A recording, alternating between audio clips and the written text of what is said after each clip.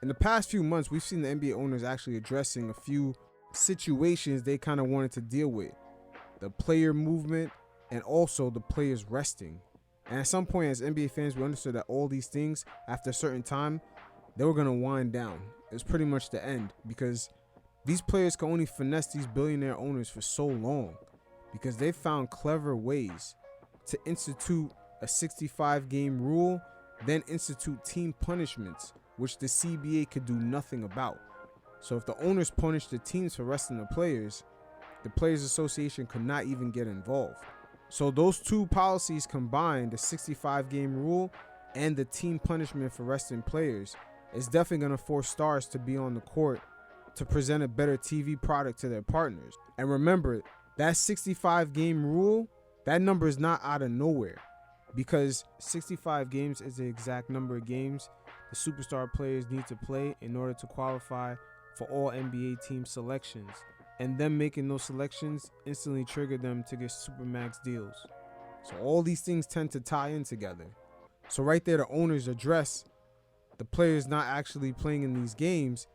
And then their second task at hand, which we've seen them do months earlier, was addressing the player movement with the new CBA. So teams that kind of stockpile up on stars, they become limited. And it forces them to get rid of the players because at some point they're not going to be able to pick up pieces to put around the bench and make certain trades. So the NBA owners as a collective this summer have found ways to kind of tippy toe and not overtly look like they're limiting player movement and players resting, but at the same time they've clearly addressed these issues. But with this new rest policy and the fact that Joe Dumars has been made the guy to be the face of it, a few questions kind of came out of nowhere when Joe Dumars did a sit down with all the NBA coaches and numerous executives.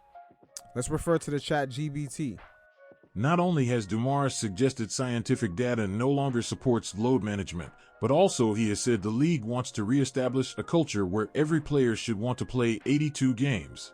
It just doesn't show that resting, sending guys out, correlates with lack of injuries or fatigue or anything like that, Dumars said Wednesday.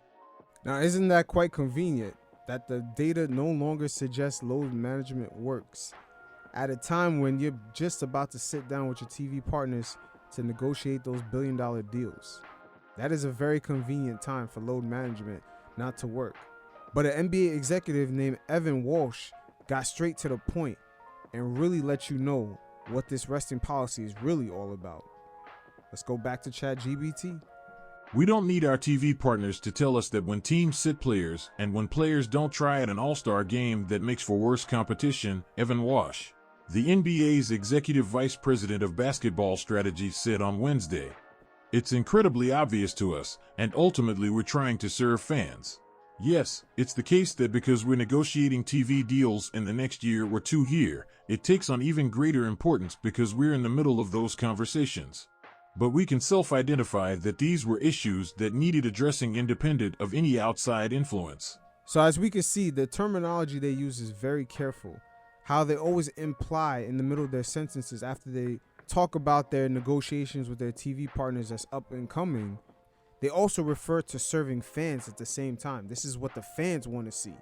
Hey, this is for our TV partners to produce a better product, but at the same time, we're also serving fans. That's all part of the marketing behind this new resting policy. But I can't really say serving fans is as important. As we all know, most of that NBA revenue comes from that TV deal. And if they really cared about serving fans, they would have addressed this issue a couple of seasons ago. This has been an issue for more than 5 seasons now. But interesting enough, a scientist that worked for the league, he actually revealed that this is all part of their marketing plan, and the league needs about 10 years of research to know if this resting policy works or not. Let's see what the scientist had to say.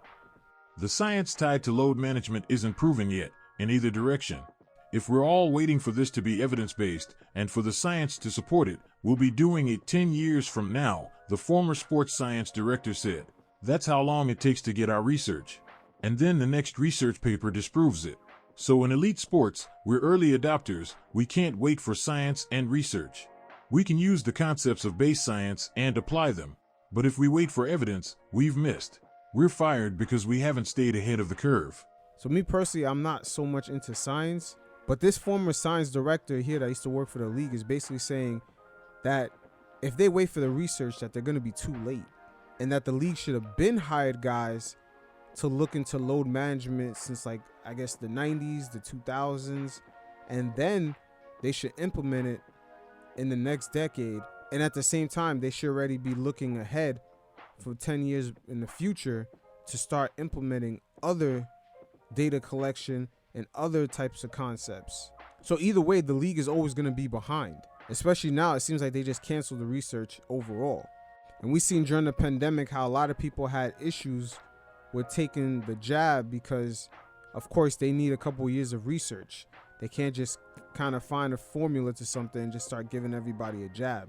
And we're seeing this former science director actually kind of lay out that concept that not only you have to stay ahead of the curve, but it also takes years of research in order to come up with some of these concepts. But again, this is all about marketing. They're going to market the fact that they're serving the fans, that the fans want to see this. And then they're going to also utilize the fact that they have a former player in Joe Dumars that happens to be the vice president, who played in an era where guys were fighting and grinding. So he's going to be the face to tell the coaches and players that, hey, this is an 82 game season. Once again, the NBA, it's about 60% marketing, 30% business, and 10% basketball. But I'm going to get out of here. You guys definitely check out the mailbag below. Leave me a voicemail. I'm going to feature a segment on the show with your questions. And until next time, you fellas stay safe. Peace.